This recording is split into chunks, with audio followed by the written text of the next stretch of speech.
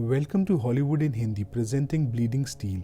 कहानी की शुरुआत में हम बीजिंग शहर में बिजली कड़कती देखते हैं, जहां पर एक गाड़ी से जा रहे कहानी के मेन किरदार पुलिस ऑफिसर लिन को उसकी बेटी के डॉक्टर का फोन आता है। उनकी बातों से हमें पता चलता है कि लिन की बेटी के पास ज़्यादा समय नहीं है और तबीयत खराब होने की वजह से वो कोमा में भी जा चुकी है। लिन अपनी बेटी से मिलने के लिए तेजी से गाड़ी चलाते हुए आगे बढ़ता है, जहां वो ट्रैफिक जैम देखते ही गाड़ी को फुटपाथ पर चढ़ा देता है और गाड़ी को तेजी से कुदाते हुए जब लिन आगे बढ़ रहा होता है तभी उसे अपनी असिस्टेंट सुजैन का फोन आता है, जो उसे बताती है कि एक गवाह खतरे में है। सुजैन खुद भी कुछ पुलिस वालों के साथ उस गवाह को बचाने के लिए जा रही होती है। साथ ही लिन के और जानकारी मांगने पर सुजैन गवाह का नाम डॉक्टर जेम्स बताती है, जो कि एक जेनेटिक साइंटिस्ट है। वो पहले एक हथियारों के व्यापारी के लिए बायोकेमिकल वेपन पर काम कर रहा था, लेकिन कुछ दिन पहले आत्मसमर्पण कर चुका है और अब उसका बनाया हुआ एक न्यूक्लियर रेडिएशन वाला सोल्जर, जिसे बायोरॉइड बोलते हैं, वो बेकाबू हो गया है। साथ ही उस बायोरॉइड ने डॉक्टर की लैब में मौजूद सभी लोगों को भी मार डाला है। हम डॉक्टर जेम्स को एक घर में देखते हैं जिसके पास एक मशीनी दिल होता है। वहां डॉक्टर जेम्स उसके साथ पड़े बायो इंजीनियर्ड ब्लड का इंजेक्शन खुद को लगा लेता है ताकि कोई उसे चुरा ना सके, जिस वजह से उसकी तबीयत भी खराब होने लगती है। सीन फिर से चला जाता है लिन पे, जो हॉस्पिटल के बाहर अपनी गाड़ी में होता है। तभी उसे अपने बॉस का फोन आता है, जो लिन को उनके गवाह डॉक्टर जेम्स को बचाते हुए मिलिट्री बेस तक लाने का ऑर्डर देता है, क्योंकि उसका बॉस सिर्फ उसी पर भरोसा कर सकता है, जिस वजह से लिन अपनी मर रही बेटी को बिना मिले वहां से चला जाता है। बहुत तेज कड़क रही बिजली के बीच लिन अपनी टीम के साथ डॉक्टर जेम्स को अपने साथ ले जाने के लिए उनके घर पहुंचता है, जहां वो लोग मशीनी दिल वाले कंटेनर को भी अपने साथ ले लेते हैं। लिन अपनी टीम के साथ कड़ी सुरक्षा में डॉक्टर जेम्स को उसकी बस्ती से ले जा रहा होता है और वहीं बारिश भी शुरू हो जाती है, मगर डॉक्टर जेम्स के वैन तक पहुंचने से पहले ही वैन विस्फोट में उड़ जाती है। इससे पहले कि वो लोग कुछ समझ पाते, वहां बुलेट प्रूफ आधुनिक काले सूट पहने हुए 4 सैनिक उन पर गोलियां बरसाने लगते हैं, जो कि डॉक्टर जेम्स के बनाए हुए बायोरॉइड के निर्देश पर चल रहे होते हैं। वहां पुलिस वाले एक एक करके मरते जाते हैं और उन आधुनिक सैनिकों पर पुलिस वालों की गोलियों का कुछ असर नहीं होता। लिन सुजैन से डॉक्टर जेम्स को बचाने के लिए कहकर खुद दुश्मनों पर गोलियां बरसाते हुए अपने आदमियों की जान बचाने की कोशिश करता है। साथ ही वो बायोरॉइड भी अपनी बंदूक से पुलिस वालों पर धमाके से वार करता रहता है। अपने आप को हारता देख लिन की टीम के ऑफिसर्स दुश्मन सैनिकों को बिजली वाले जाल में फंसाते हुए उन्हें विस्फोट द्वारा उड़ाने के लिए अपनी जान भी दे देते हैं और इस दौरान बायोरॉइड द्वारा किए गए विस्फोट से लिन दूर जाकर गाड़ी से टकराकर बेहोश हो जाता है। मगर सुजैन डॉक्टर जेम्स को सुरक्षित रखते हुए आगे बढ़ती है, लेकिन वो बायोरॉइड उन पर गोलियां चला देता है, जिसमें एक गोली डॉक्टर जेम्स को भी लग जाती है। वहां बायोरॉइड की गोलियां खत्म होने पर वो पुलिस वालों को हाथों से मारने लगता है और सुजैन भी उसके सामने टिक नहीं पाती। डॉक्टर जेम्स अपने मशीनी दिल को बायोरॉइड से बचाने की कोशिश कर रहा होता है, तभी बेहोश लिन को होश आने लगता है और लिन गाड़ी की मदद से बायोरॉइड को घसीटते हुए ले जाकर एक ट्रक से टकराता है। मगर बायोरॉइड को तब भी कुछ फर्क नहीं पड़ता और वो चलती हुई गाड़ी को आगे से उठाकर धकेलने लगता है। तभी लिन बायोरॉइड के पीछे खड़े पेट्रोल के लीक होते हुए ट्रक पर गोली चलाते हुए एक बहुत बड़ा विस्फोट करता है, जिसमें लिन की गाड़ी भी दूर जाकर गिरती है। इस पूरे हादसे में लिन बहुत बुरी तरह घायल हो चुका होता है, लेकिन उसकी सांसें चल रही होती हैं।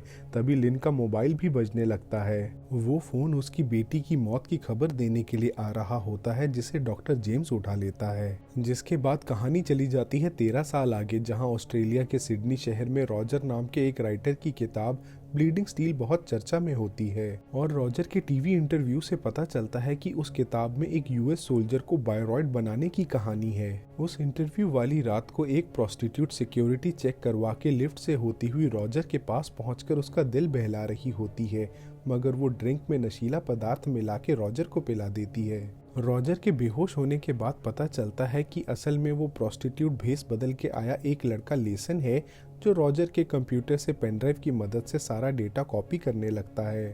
तभी एक गाड़ी तेजी से रॉजर की बिल्डिंग के बाहर रुकती है, जिससे एक काले कपड़ों वाली औरत लूसी वहां पहुंचकर सबको मारने लगती है, जो बुलेट प्रूफ सूट पहने हुए सैनिकों के साथ आई थी, जैसे सैनिक हमने बायोरॉइड के साथ देखे थे। लेसन को पता चल जाता है कि कोई आ रहा है और जब वो लोग रॉजर के कमरे में घुसते हैं तब वहाँ उन्हें और कोई नहीं दिखता सिवाय बेहोश रॉजर के। लूसी रॉजर के पैर में खंजर घुसाकर उसे उठाती हुई उससे ब्लीडिंग स्टील किताब की कहानी के बारे में पूछती है। तभी अचानक से एक खिड़की तोड़कर नकाब पहने हुए लिन वहां घुसकर उन लोगों पर हमला कर देता है और लूसी से हाथापाई के दौरान उसे भी घायल करके रॉजर से ब्लीडिंग स्टील की कहानी का सच पूछने लगता है। मगर लूसी फिर से हमला कर देती है जिसमें रॉजर की मौत हो जाती है और लिन वहां मौजूद एक लैपटॉप की मदद से लूसी से लड़ने लगता है। मगर उस लैपटॉप में कहानी के सबूत होते हैं जिस पर लिन एक बॉम्ब लगाकर लूसी को ही पकड़ा देता है और लूसी भी खुद को बचाने के लिए लैपटॉप को दूर फेंक देती है, जिसके धमाके का फायदा उठाते हुए लिन खिड़की से वापस भाग जाता है। दरअसल वहां पुलिस पहुंचने वाली होती है, इसलिए लूसी भी उसी खिड़की से एक गाड़ी पे कूदती हुई वहां से चली जाती है। साथ ही रॉजर के कमरे के बाथटब में तैर रही गुलाब की पंखुड़ियों के नीचे से लेसन बाहर निकलता है, जो कि शावर की पाइप से सांस लेता हुआ इतनी देर से वहीं छुपा हुआ था। लेसन अपनी पेनड्राइव और कुछ जेवर उठाकर एक टोपी वाली जैकेट से अपना मुंह छुपाते हुए उस बिल्डिंग से निकलकर वहां से चला जाता है। फिर सीन चला जाता है लिन पर, जो कि एक खुफिया जगह पहुंचकर नकाब उतार के अपने जख्मों पर दवा लगा रहा होता है, जहां वो टीवी पर न्यूज़ देखता है कि पुलिस वालों को रॉजर की मौत के लिए वहां से खुद को छुपाते हुए जा रहे इंसान पर शक है। दूसरी तरफ हम देखते हैं उस बायोरॉइड को जो एक बहुत बड़े प्लेन में उड़ रहा होता है और वहां उसकी पूरी लैब भी मौजूद होती है जहां उसके लिए खून बनाया जाता है। दरअसल वो बायोरॉइड लिन के साथ हुई लड़ाई के बाद से ही बहुत जख्मी है और उसकी एक आंख भी नकली है। वहाँ लूसी जो बायोरॉइड के लिए काम करती थी वो नकाब वाले शख्स की वीडियो बायोरॉइड को दिखाती है, जो अपने सिस्टम की मदद से लिन को पहचान जाता है। उस वीडियो में भेस बदल के आए लड़के की रिकॉर्डिंग भी होती है जिसने कपड़े ऑनलाइन साइट से खरीदे थे, जिससे मिले पते पर लूसी उसे ढूंढने के लिए वहां से निकल जाती है। और जब लूसी उसकी बिल्डिंग की सीढ़ियों से होती हुई उसके अपार्टमेंट में पहुंचती है तब वहां कोई नहीं होता, सिर्फ बेड पे उसके लड़कियों वाले कपड़े पड़े होते हैं। ये सब लेसन कैमरे की मदद से देख रहा होता है अपनी वैन में बैठ के, जो कि सिडनी शहर के बाहर खड़ी होती है। वहाँ लेसन पेनड्राइव से रॉजर के कंप्यूटर का सारा डेटा चेक भी कर रहा होता है, जिसमें उसे एक लड़की की बहुत सारी फोटोज मिलती हैं। साथ ही वो उस लड़की की बचपन की फोटो देखकर कुछ सोचने लगता है, लेकिन फिर लेसन की नज़र उस लड़की की यूनिवर्सिटी की फोटो पे पड़ती है, जिसके बाद सीन शिफ्ट होता है यूनिवर्सिटी पर, जहां जेसन उस लड़की पे नज़र रखे होता है। वहां हमें पता चलता है कि उस लड़की का नाम नैन्सी है और जब नैन्सी कैफेटेरिया में खाना लेने पहुंचती है तब वहां हम लिन को वेटर का काम करते हुए देखते हैं। लेकिन जब नैन्सी अपना खाना लेकर जा रही होती है तो उसकी दो लड़कियों से कहासुनी हो जाती है, जो देखते ही देखते लड़ाई में बदल जाती है। वहाँ लेसन नैन्सी की मदद करता है और लिन भी उसे बचाते हुए लड़ने से रोकता है। और लड़ाई के बाद लेसन नैन्सी से बात करने की कोशिश करता है, मगर वो उसे इग्नोर करके चली जाती है। रात के समय नैन्सी अपने सपनों में उसी बायोरॉइड को देखती है जिसे हमने शुरुआत में देखा था, जिस कारण वो घबरा कर उठ जाती है, जहां उसकी रूममेट उसे समझाती है कि उसे जादू टोना वाली औरत को छोड़कर किसी अच्छे डॉक्टर को दिखाना चाहिए। अगले दिन नैन्सी सुनसान गलियों से गुजरती हुई जा रही होती है, जहां उसे कुछ लड़के छेड़ने लगते हैं, मगर वो उन्हें बिना जवाब दिए आगे बढ़ जाती है। और नैन्सी एक बिल्डिंग के अंदर पहुंचती है। वहां एक अंधेरे कमरे में वो जादू करने वाली औरत से मिलती है, जो उसे बताती है कि ये सब उसके दिमाग में है और इलाज करने के लिए उसे एक कुर्सी पर बिठा के हिप्नोटाइज कर देती है। दरअसल उस औरत का एक साथी भी होता है जो ये सब कुछ रिकॉर्ड कर रहा होता है।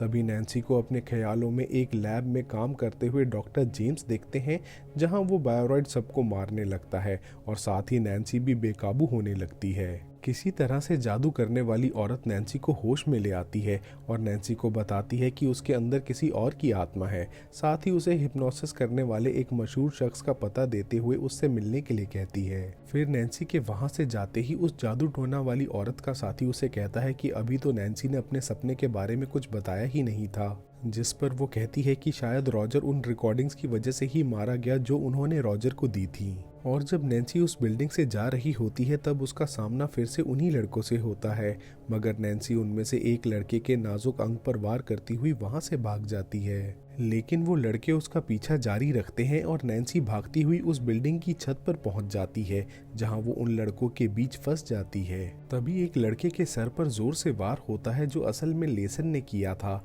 और लेसन अकेला ही उन लड़कों का सामना करने की कोशिश करने लगता है, मगर वो लड़के मिलकर उसे बहुत मारते हैं। वहां नैन्सी को पेंट स्प्रे मिलता है, जिसे वो उन लड़कों की आंखों में छिड़कती हुई लेसन को बचा कर ले जाती है। जब नैन्सी और लेसन बिल्डिंग की सीढ़ियों से नीचे की तरफ भाग रहे होते हैं, तब वो लड़के भी उनका पीछा जारी रखते हैं, मगर वो दोनों भागते हुए उस बिल्डिंग के बाहर निकलकर वहां का दरवाजा बंद करके उन लड़कों से बच जाते हैं। नैन्सी समझ जाती है कि लेसन उसका पीछा कर रहा है, और उस बिल्डिंग की गलियों से बाहर निकलने के बाद लेसन नैन्सी को खाने पे चलने के लिए पूछता है, लेकिन नैन्सी टैक्सी में बैठकर वहां से चली जाती है। तभी लेसन अपनी जेब से एक पैम्फलेट निकालता है, जो असल में उसने नैन्सी से चुराया था, जिसके मुताबिक नैन्सी सिडनी के ओपेरा हाउस में जाने वाली थी। कुछ घंटों बाद पानी के बीच बने सिडनी ओपेरा हाउस पर नैन्सी मशहूर हिप्नोसिस वाले शख्स से मिलने के लिए पहुंचती है, जहां गार्ड्स उसे अंदर नहीं जाने देते। तभी ओपेरा की बिल्डिंग से लेसन बाहर आकर गार्ड्स को ये बताते हुए नैन्सी को अंदर ले जाता है कि वो उसकी गर्लफ्रेंड है। लेकिन नैन्सी अंदर आके उस हिप्नोसिस वाले शख्स को ढूंढने लगती है, जहां लेसन उसका पीछा जारी रखता है। और उन दोनों की बातचीत के दौरान नैन्सी की नज़र उसके आई कार्ड पे पड़ती है, जो कि किसी सलामी नाम के इलेक्ट्रीशियन का था, और लेसन के मुताबिक वो उसे कहीं पड़ा हुआ मिला था। इतने में ही एक औरत लेसन को इलेक्ट्रीशियन समझ के किसी काम के लिए ले जाती है, क्योंकि उसे रिकॉर्डिंग रूम में कुछ ठीक करवाना था। नैन्सी आगे बढ़ती हुई बैक स्टेज से गुजरकर उस मशहूर हिप्नोसिस वाले शख्स की स्टेज पर चल रही रिहर्सल में पहुंचती है, जहां वो शख्स नैन्सी को एक खास कुर्सी पर बिठाकर बताता है कि उसे जिंदगी में दूसरा मौका मिला है, जिसे रिकॉर्डिंग रूम में लेसन देख और सुन रहा होता है। वहां नैन्सी भी हिप्नोटाइज होने के कारण ख्यालों में अपना बचपन देखने लगती है। तभी बुलेट प्रूफ सूट वाले आदमियों के साथ लूसी वहां पहुंचकर उस हिप्नोसिस करने वाले शख्स को मार डालती है। इतनी देर में पुलिस वाले भी वहां पहुंच जाते हैं, लेकिन वो आधुनिक हथियारों के सामने टिक नहीं पाते। साथ ही मास्क पहने हुए लिन वहां पहुंच जाता है, लेकिन पर्दे की मदद से लड़ने के दौरान एक सैनिक उसका मास्क उतार देता है। लिन उन लोगों को लड़ते हुए संभाल ही रहा होता है, मगर एक वक्त ऐसा आता है जहां लूसी उस पर भारी पड़ने लगती है, और लूसी लिन को अपने आदमियों के हवाले छोड़कर खुद बेहोश पड़ी नैन्सी को चेयर के साथ ही वहां से लेकर निकल जाती है। लिन जादूगरों के सामान से उन सैनिकों को उलझा ही रहा होता है। तभी लेसन वहां लगे सीसीटीवी को देखकर रिकॉर्डिंग रूम से लिन को बताता है कि नैन्सी सेकंड फ्लोर पर है, और वो दोनों ही नैन्सी को बचाने के लिए निकल पड़ते हैं, जहां लिन लूसी से लड़ने लगता है, जिसका फायदा उठाते हुए लेसन नैन्सी को सर्विस लिफ्ट से अपने साथ ले जाता है। लेकिन उस चेयर के पहिए टूटने की वजह से लेसन बच्चों के प्रैम का सहारा लेता है। दूसरी तरफ लिन भी लूसी को चकमा देते हुए सीढ़ियों से होकर सिडनी ओपेरा के एकदम ऊपर पहुंच जाता है, मगर इससे पहले कि लिन वहां से जा पाता, लूसी भी वहां आ जाती है, और इस बार ओपेरा के ऊपर लड़ाई के दौरान दोनों नीचे गिरने लगते हैं, जहां लूसी अपने खंजर से और लिन एक केबल की वजह से बच जाता है। मगर तभी लूसी लिन की केबल काट देती है, और वो केबल का एक छोर पकड़े हुए ही नीचे की तरफ लुढ़कने लगता है, जहां लिन किसी तरह से फिसलता हुआ एक बड़ी छतरी पे गिरने की वजह से बच जाता है, जिसे ओपेरा के ऊपर से लूसी देखती ही रह जाती है। लेसन को एक स्पीड बोट दिखती है, जिससे वो नैन्सी को लेकर जा ही रहा होता है। तभी लिन की आवाज सुनकर वो उसे भी स्पीड बोट में लेता हुआ वहां से निकल जाता है। लेसन और नैन्सी को लिन अपने घर ले आता है, जहां वो बेहोश नैन्सी को बेड पर लेटा देता है, और लेसन को हथकड़ी से बांधकर सीढ़ियों के नीचे बने एक खुफिया रास्ते से अंडरग्राउंड बंकर में ले आता है, जहां बहुत सारे हथियार भी पड़े होते हैं। वहां लिन लेसन को एक एक्सरसाइज मशीन पर बांधकर उससे नैन्सी का पीछा करने का कारण पूछता है। असल में लिन जानता था कि रॉजर के घर पर प्रोस्टिट्यूट बनकर गया लड़का लेसन ही है। लिन भी सारी सच्चाई बता देता है कि वो बस पैसे चुराने गया था, साथ ही रॉजर के कंप्यूटर से डेटा भी चुरा लिया, जिसके अंदर नैन्सी से जुड़ी तस्वीरें और जादू टोना वाली औरत की रिकॉर्डिंग थी। लिन के पूछने पे लेसन ये भी बताता है कि उसे नैन्सी अच्छी लगने लगी है और उसे नैन्सी से प्यार हो गया है। फिर लिन लेसन को वहां बंद करके अपनी गाड़ी से जादू टोना वाली औरत से मिलने के लिए चला जाता है। लिन जान चुका था कि रॉजर ने अपनी किताब जादू टोना वाली औरत से मिली रिकॉर्डिंग की मदद से लिखी थी, और जब लिन जादू टोना वाली औरत के पास पहुंचता है तो वो उसके साथी और उस औरत को मरा हुआ पाता है। साथ ही उनके कंप्यूटर की हार्ड ड्राइव भी गायब होती है। वहीं लिन को उसकी घड़ी से नैन्सी का अलर्ट सिग्नल सिग्नल मिलता है। फिर घर पहुंचने पे वो देखता है कि दरवाजा खुला है और नैन्सी वहां से जा चुकी है। लिन फौरन ही अपने घर के नीचे बने बंकर में पहुंचकर सीसीटीवी फुटेज चेक करने के बाद नैन्सी की क्रेडिट कार्ड हिस्ट्री चेक करके अपनी पुरानी असिस्टेंट को फोन पर बताता है कि नैन्सी चाइना के लिए निकल चुकी है और वो भी पहुंच रहा है। लेसन भी हालात को समझते हुए मदद करना चाहता था, मगर लिन उसे हथकड़ी की चाबी देते हुए बताता है कि अगले दिन बंकर का दरवाजा अपने आप खुल जाएगा और वहां से चला जाता है। लेकिन जैसे ही लिन घर के बाहर जाने लगता है तो उसकी नजर बायोरॉइड के सैनिकों पर पड़ती है और उनको चकमा देने के लिए लिन मेन डोर का दरवाजा खोलकर चिमनी के खुफिया रास्ते से निकल जाता है, जिस वजह से उन सैनिकों को वहां कोई नहीं मिलता। साथ ही लिन घर के बाहर पहुंचकर रिमोट की मदद से अपने घर को विस्फोट से उड़ा देता है, मगर लेसन के बंकर में होने की वजह से वो बच जाता है। फिर प्लेन से चाइना के लिए जाते हुए लिन को 13 साल पुरानी अपनी असिस्टेंट सुजैन के साथ हुई बातें याद आती हैं कि पहचान छुपाने के लिए लिन और उसकी बेटी को मरा हुआ घोषित कर दिया गया था। लेकिन डॉक्टर जेम्स ने खुद मरने से पहले नैन्सी को मशीनी दिल और बायो इंजीनियर्ड ब्लड से बचा लिया था, मगर नैन्सी की याददाश्त चले जाने के कारण लिन के कहने पर सुजैन ने नैन्सी को ऑस्ट्रेलिया के अनाथालय छोड़ दिया था और लिन को लगता है कि बायोरॉइड जरूर वापस आएगा, इसलिए वो छुपकर अपनी बेटी को बचाने का प्रण लेता है। कहानी वापस आ जाती है वर्तमान में, जहां लिन के एयरपोर्ट से बाहर निकलते ही उसकी पुरानी असिस्टेंट सुजैन उसे लेने आई होती है और रास्ते में वो दोनों बात कर रहे होते हैं कि नैन्सी की जो याददाश्त वापस आ रही है वो उसकी खुद की है या डॉक्टर जेम्स की, क्योंकि उन्होंने ही अपने शरीर से बायो इंजीनियर्ड ब्लड दिया था। फिर सुजैन अपनी गाड़ी को एक बिल्डिंग के ऊपर बने पार्किंग एरिया में रोकती है, जहां लिन के एक दूसरी गाड़ी में बैठने के बाद वो दोनों अलग अलग गाड़ी से वहां से निकल जाते हैं। दूसरी तरफ नैन्सी डॉक्टर जेम्स के घर पहुंचती है, जिसके अंदर घुसने पर उसे डॉक्टर जेम्स से जुड़ी बातें याद आने लगती हैं, जिससे वो एक छुपी हुई चाबी तक पहुंच जाती है। साथ ही डॉक्टर जेम्स की यादों की वजह से नैन्सी को दिखने लगता है कि उन्होंने बायो इंजीनियर्ड ब्लड का इंजेक्शन खुद को लगाया था और बायोरॉइड के हमले से घायल होने के बाद कैसे नैन्सी की जान बचाई थी, जिस वजह से सारी यादें नैन्सी के खून में हैं। नैन्सी की खुद की याददाश्त भी वापस आने लगती है, जो देखती है कि लिन ही उसके पिता हैं, जो सिडनी में भी हर वक्त उसके आसपास ही थे। तभी लूसी वहां पहुंच जाती है। साथ ही लिन भी अपनी गाड़ी से नैन्सी की तरफ बढ़ते हुए देखता है कि नैन्सी का सिग्नल उसकी तरफ ही आ रहा है और लिन अपने सामने से आ रही 2 काली गाड़ियों में से एक में नैन्सी को देखकर फौरन अपनी गाड़ी को घुमाते हुए उनका पीछा करने लगता है। लेकिन लिन उन दोनों गाड़ियों के सामने टिक नहीं पाता।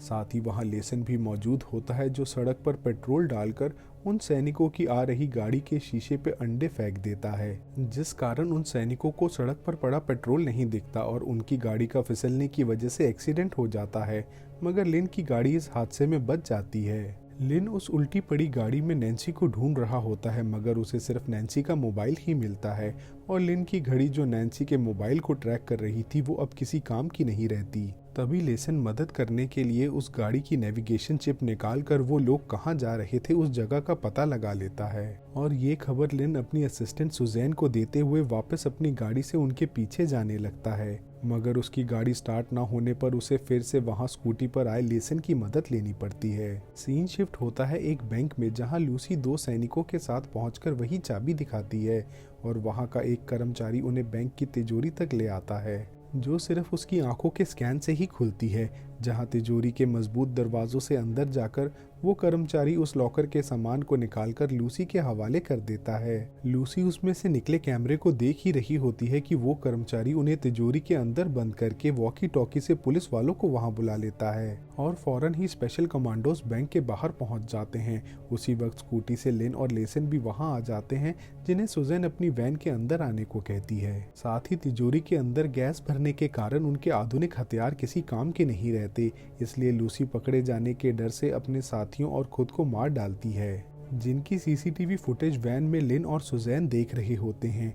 उनकी बातों से हमें पता चलता है कि 13 साल पहले मारे गए सैनिकों के सूट पर हुई रिसर्च के बाद वो जान चुके हैं कि गैस में उन सैनिकों के बुलेट प्रूफ सूट काम नहीं करते और ये सब उन्हीं का प्लान था। और कमांडोज को बैंक की तिजोरी की जांच में मिले कैमरे को वो कर्मचारी सुजैन को सौंप देता है, जिसमें डॉक्टर जेम्स की रिसर्च की पूरी रिकॉर्डिंग होती है कि कैसे उन्होंने बायोरॉइड को बनाया था, जिसकी मदद से वो बायोरॉयड अपने जैसे और बायोरॉयड्स की पूरी सेना बनाना चाहता था। सुजैन लिन को समझाती है कि उस बायोरॉयड को कैमरा और नैन्सी का खून दोनों चाहिए और जब तक कैमरा उनके पास है तब तक नैन्सी को वो बायोरॉयड जिंदा रखेगा।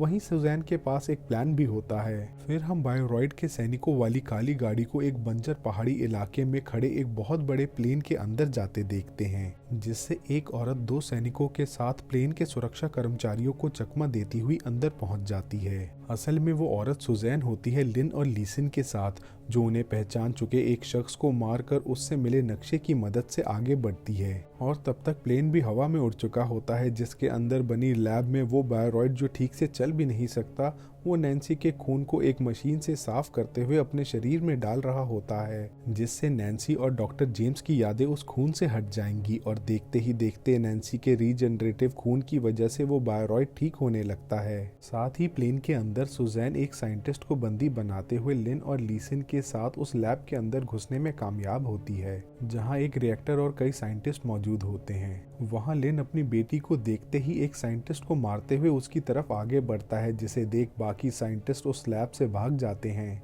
लेकिन लिन वहां मौजूद कांच की दीवार को पार नहीं कर पाता, क्योंकि उसे अंदर से ही खोला जा सकता था, जिस पर उनके गोलियां बरसाने का भी कोई फायदा नहीं होता। इतने में बहुत सारे सैनिक उनकी तरफ बढ़ते हुए उस लैब के अंदर अलग अलग दरवाजों से घुसकर उन पर गोलियां बरसाने लगते हैं, मगर लिन वहां बॉम्ब फोड़कर बाकी बचे हुए सैनिकों का सामना करता है, जिसमें सुजैन भी उसका पूरा साथ देती है। तभी अचानक से वो बायोरॉयड उन पर हमला कर देता है, जो कि अब रीजनरेटिव खून की वजह से पहले से ताकतवर हो चुका था। वहां लिन, सुजैन और लीसन उस बायोरॉयड का सामना करते हैं, मगर वो अकेला ही उन सब पर भारी पड़ रहा होता है। वो बायोरॉयड लिन को बहुत बुरी तरह मार रहा होता है, जिसे नैन्सी खून देने वाली कुर्सी पर बंधी हुई देख रही थी, लेकिन खून देने की प्रक्रिया अभी 37% ही पूरी हुई थी और नैन्सी अपनी शक्तियों को पहचानती हुई खुद को पूरी ताकत से छुड़ा के उस कांच की दीवार को तोड़ती हुई बाहर निकलकर बायोरॉयड पर गोलियां चलाती हुई अपने पिता को बचा लेती है। वो तीनों फिर से बायोरॉयड पर हमला करना शुरू कर देते हैं, जहां नैन्सी की खून वाली केबल से लिन बायोरॉयड का गला घोटने की कोशिश करता है, मगर बायोरॉयड उस केबल पर लगी सिरिंज को लिन की गर्दन में घुसाते हुए उसे रिएक्टर के अंदर फेंकने लगता है। तभी सुजैन बायोरॉयड के सर में खंजर घुसा के उसे जख्मी करती हुई लीसन की मदद से उसे रिएक्टर के अंदर फेंक देती है, लेकिन वो बायोरॉयड लिन का हाथ नहीं छोड़ता। तभी रिएक्टर के ऊपर का हिस्सा नीचे गिरने से लिन का हाथ कट जाता है। साथ ही उस लैब में विस्फोट होने लगते हैं और वो सब अपनी जान बचाने के लिए वहां से निकल रहे होते हैं, लेकिन लीसन वहीं फंस जाता है। फिर उस प्लेन में हर जगह विस्फोट होने लगते हैं, जहां लिन, सुजैन और नैन्सी के साथ पैराशूट से बाहर कूदने की तैयारी कर रहा होता है। तभी बुरी तरह से जख्मी बायोरॉयड लिन का गला पकड़ लेता है और लिन अपनी बेटी की जान बचाने के लिए उसे सुजैन के साथ प्लेन से धक्का देते हुए नीचे गिरा देता है, जहां सुजैन पैराशूट की मदद से नैन्सी के साथ सुरक्षित नीचे की तरफ बढ़ने लगती है और प्लेन में लिन का कटा हुआ हाथ वापस बनने लगता है, जो असल में नैन्सी की सिरिंज से मिले रीजनरेटिव ब्लड की वजह से मुमकिन हुआ था। फिर लिन अपने दोनों हाथों से खुद को छुड़ाते हुए जख्मी बायोरॉयड के दिल पर बार बार वार करके उसका दिल ही बाहर निकाल लेता है, मगर उस प्लेन में विस्फोट के कारण लिन बेहोश हालत में नीचे गिरने लगता है और सुजैन इमरजेंसी पैराशूट खोल के लिन के नीचे पानी में गिरने की रफ्तार को कम कर देती है। साथ ही सुजैन पानी में डूब रहे लिन की तरफ तैरती हुई उसे बचाने में सफल होती है। कहानी फिर से चली जाती है सिडनी शहर में, जहां लिन एक मेले में अपनी बेटी और सुजैन के साथ अपने सपने को जी रहा होता है। वहीं सुजैन लिन को बताती है कि लीसन की पहचान हो गई है और उसके पिता हथियारों के व्यापारी थे, जिसे उस बायोरॉयड ने 13 साल पहले मार डाला था। लिन समझ जाता है कि लीसन सब कुछ बदला लेने के लिए कर रहा था। सुजैन ये भी बताती है कि लीसन नैन्सी के साथ उसके अनाथालय में ही बड़ा हुआ था। आखिर में हम लीसन को जिंदा देखते हैं, जो अपनी गाड़ी में बैठकर किसी हथियारों के व्यापारी के साथ सौदेबाजी कर रहा होता है। Thanks for watching. Do subscribe for more such videos. Also like, comment and share to support us. Thank you.